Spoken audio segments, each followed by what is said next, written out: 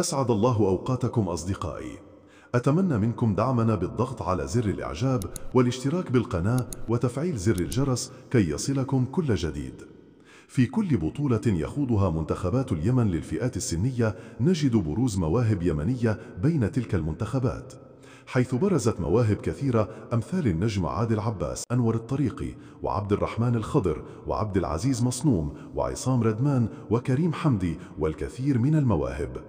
وفي إطار استعدادات منتخب اليمن للشباب لخوض منافسات بطولة كأس الخليج للشباب التي ستنطلق نهاية الشهر الحالي، وأثناء المتابعة للمعسكر الإعدادي للمنتخب والمباريات التي يخوضها، برز اسم جديد وموهبة يمنية جديدة، هو لاعب شعب صنعاء أسامة الحميري، حيث تميز هذا اللاعب بحس تهديفي عالي، حيث تم إشراك هذا اللاعب في المباراة التي خاضها ضد شعب صنعاء كبديل في الشوط الثاني، واستطاع في أقل من 3 دقائق أن يحرز هدفين للمنتخب.